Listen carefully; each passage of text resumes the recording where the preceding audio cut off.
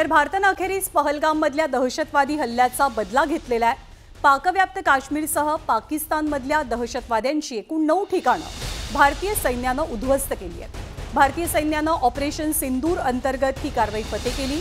भारताकडनं पाकव्याप्त काश्मीरमधील दहशतवादी तळावर हवाई हल्ला केला गेला। बहावलपूर, मुझफ्फराबाद, मुरिदके, कोटली या ठिकाणांवरती हल्ला झालाय। भारतीय सैन्याकडनं या हल्ल्याची पुष्टी केली जाते। भारत सरकारनं आपल्या निवेदनात याच्या गोष्टींचा उल्लेख केलेला आहे। या कारवाईमध्ये पाकिस्तान आणि पाकव्याप्त काश्मीरमधील दहशतवादी तळांना लक्ष्य केलं गेलं आहे। याच ठिकाणांवरनं भारतावरती दहशतवादी हल्ल्यांचा कट शिजला आणि त्याची अंमलबजावणी सुद्धा झाली होती।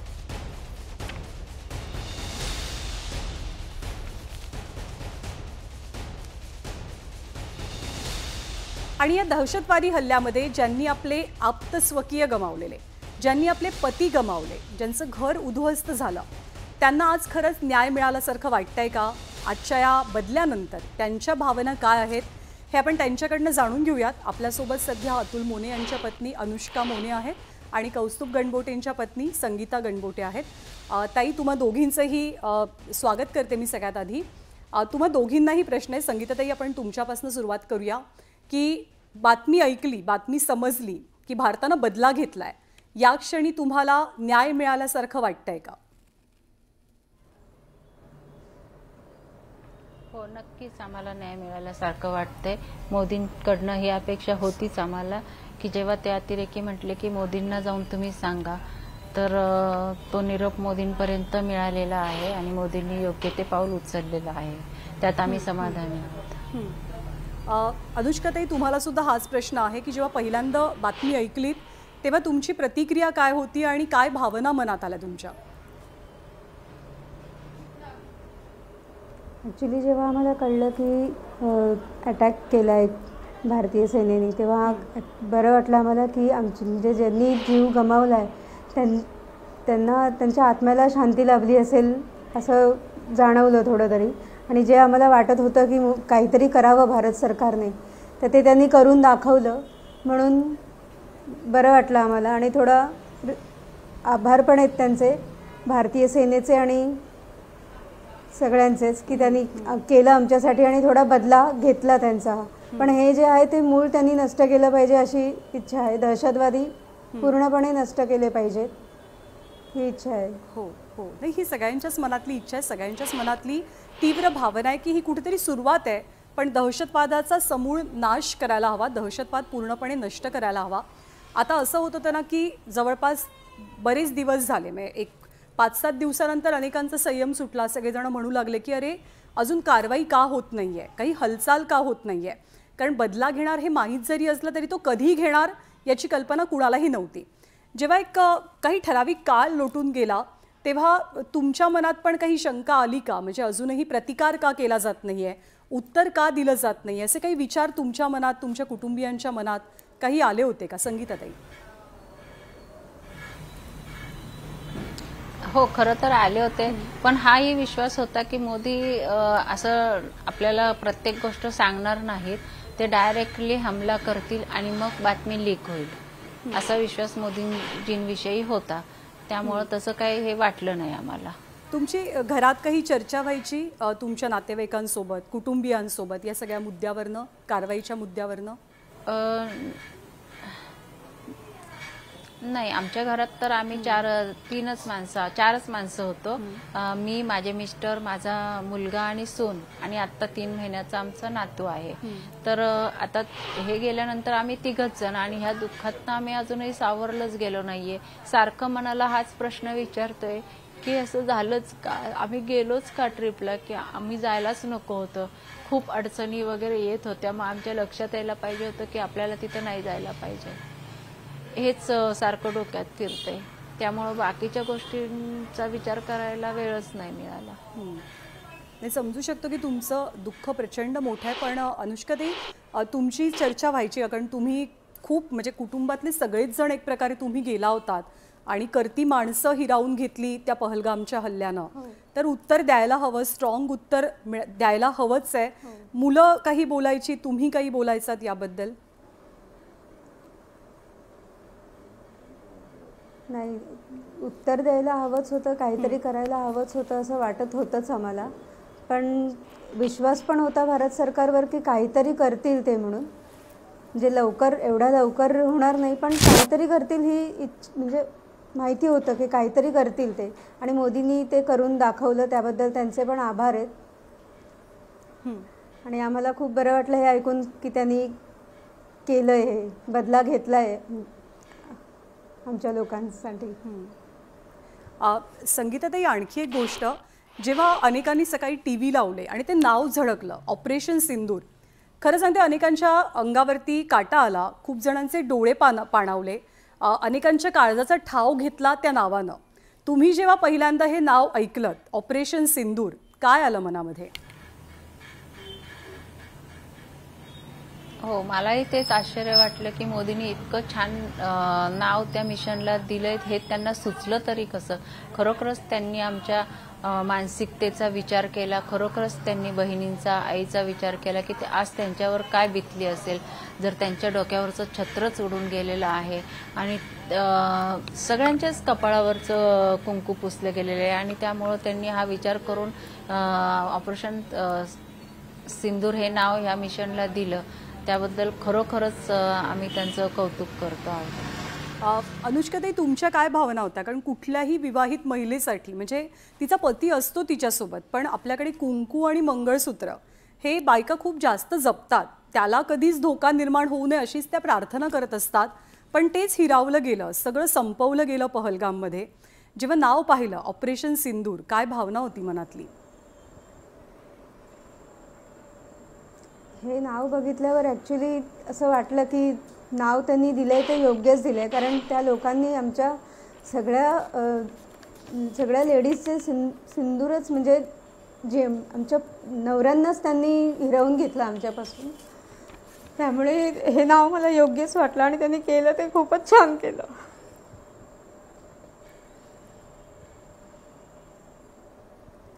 तुमचं दुःख आभाळा एवढं आहे आणि जवळपास 25 घरं अशी, म्हणजे आपण पाहिलं की काही कपल असे होते, काही दाम्पत्य अशी होती की 6 दिवसापूर्वी लग्न झालेलं. जे नरवाल होते, विनय नरवाल आणि त्यांच्या पत्नी, 6 दिवसांपूर्वी लग्न झालेलं.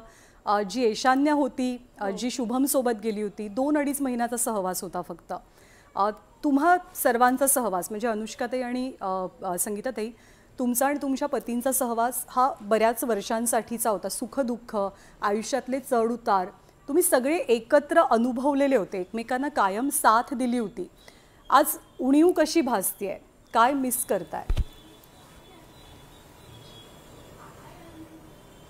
मी तर माझ्या मिस्टरांना खूपच मिस करते, कारण त्यांनी आयुष्यामध्ये खूप म्हणजे अति कष्ट केले. अगदी घाण्याला जुंपलेल्या बैलासारखे ते राबत राहिले आणि आता कुठं वेळ काढलाय. आता सुनबाई आहे, मुलगा आहे, ते बघू शकतात कारोबार आपला थोड्याफार प्रमाणामध्ये. आणि आता आपण थोडंसं अलिप्त राहून आपण आपलं फिरायला जाऊ, मजा करू, असं त्यांचं स्वप्न होतं. आणि मध्येच हा घात झाला. त्यामुळे मी माझ्या नवऱ्याला खरोखरच खूपच हे करते.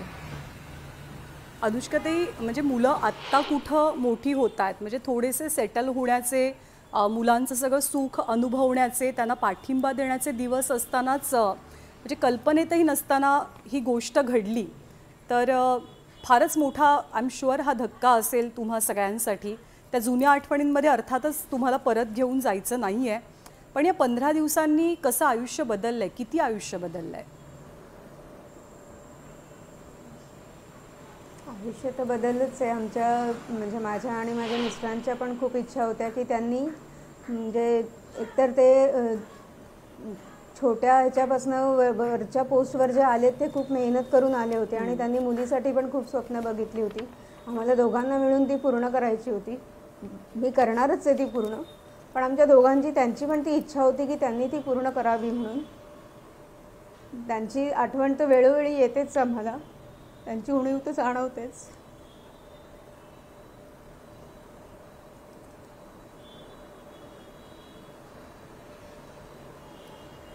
नाही, आम्ही समजू शकतो की तुमचं दुःख ना जाणणं किंवा ते फील करणं हे खूप कठीण आहे. जशा तुम्ही दोघी जणी आहात तशी महाराष्ट्रातली आणखी काही कुटुंब आहेत, देशातली कुटुंब आहेत. म्हणजे मनावरचा आघात भरून निघणं हे खूप कठीण असतं. अनुष्का, ते तुम्हाला स्पेसिफिकली विचारायचं आहे की घरातल्या मुलांनी हे आपल्या नजरेसमोर बघितलं, म्हणजे कळण्यासारखं वय पण नाही अशा वयामध्ये मुलांना ते सगळं पाहावं लागलं. तुम्ही कसे प्रयत्न करताय की त्या धक्क्यामधनं मुलांना तुम्ही बाहेर आणाल, मुलांना सावराल? त्या धक्क्यातनं त्यांना बाहेर आणण्यासाठी हे विसरणं तर खूप कठीण आहे ॲक्च्युली. पण आम्ही प्रयत्न करतो आहे की मुलांना थोडंसं म्हणजे सावरण्यासाठी त्यांना थोडंसं डायव्हर्ट त्यांचं मन करायचा प्रयत्न करतो आहे. पण ते एवढ्या लवकर होणं शक्य नाही आहे. पण आमचा प्रयत्न चालू आहे. आम्ही स्वतः पण थोडंसं सांभाळायचा प्रयत्न करतो आहे. आम्ही 3 फॅमिली गेलो होतो, तर तिन्ही फॅमिलीचं तोच चालू आहे की मुलांना सावरायचं आणि मुलांसाठी पुढे सगळं करायचं म्हणून. या 3 फॅमिलीजमधल्या अनुष्काताई, तुम्ही पुढे येऊन बोलताय, पण तुमच्या ज्या 2 इतर नातलग आहेत तर त्यांच्यावरती तर खूप जास्त आघात झाला आहे. तर त्या दोघी जणी सध्या कशा आहेत? त्या सावरल्यात का?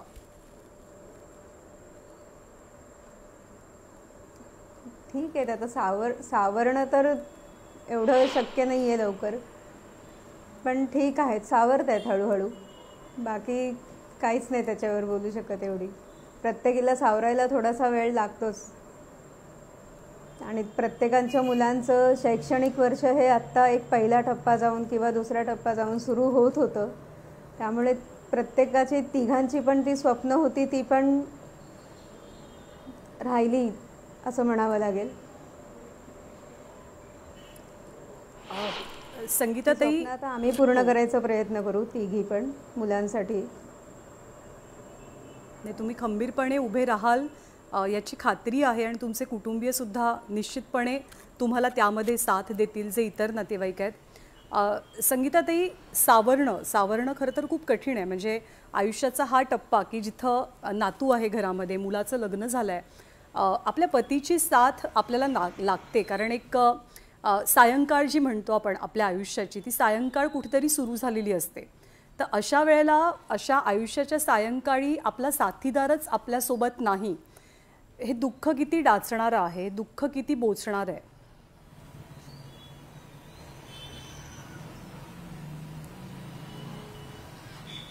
आवाज नाही येते तुमचा. संगीताताई, आवाज येतोय माझा तुमच्यापर्यंत? आवाज हां, आत्ता येतोय.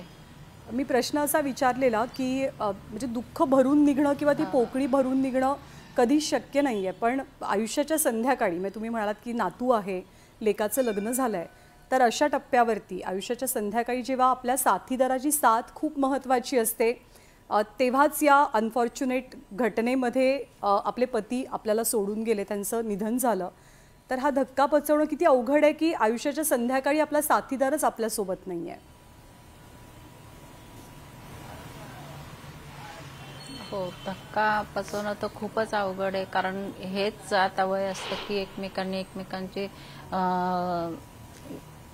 गप्पा मारणं किंवा एक दुसऱ्यांना आपली मतं सांगणं सगळं अवघडच होऊन जातं ह्या गोष्टींमुळं. कारण आपल्या ज्या गोष्टी असतात त्या आपण आपल्या माणसाबरोबर, म्हणजे नवऱ्याबरोबरच शेअर करू शकतो, बाकी इतर कोणाबरोबर शेअर करणं अवघड असतं. त्यामुळं ठीक आहे, माझा मुलगा आणि सूनही चांगले आहेत, ते अगदी सांभाळून घेणारे आहेत, त्यामुळं तसं टेन्शन नाही आहे. पण नवरा असणं खूपच गरजेचं असतं. तुमचं दुःख हे आभाळा इतकं दुःख आहे ते नंतर आतापर्यंत तर ठीक आहे, पण इथून पुढं कसं होईल ते नाही सांगू शकत आता. नाही, तुम्हा सर्वांचं दुःख हे खूप आभाळा इतकं दुःख आहे, त्याच्यामध्ये आम्ही फक्त सहभागी होऊ शकतो आणि तुम्हाला या दुःखामधनं सावरण्याची ताकद मिळो ही प्रार्थना आम्ही करू शकतो. नवऱ्याची जागा तर कोणीच घेऊ शकत नाही. अगदी खरं आहे, अगदी खरं आहे. आपल्या जीवलगांची आणि ज्यांना आपल्याला साथ दिली आयुष्यभर किंवा देणार आहे, त्यांची अशी अचानकच त्यांनी साथ सोडणं आणि म्हणजे अनपेक्षित ध्यानीमनी नसताना हे खूप धक्का देणारं आहे.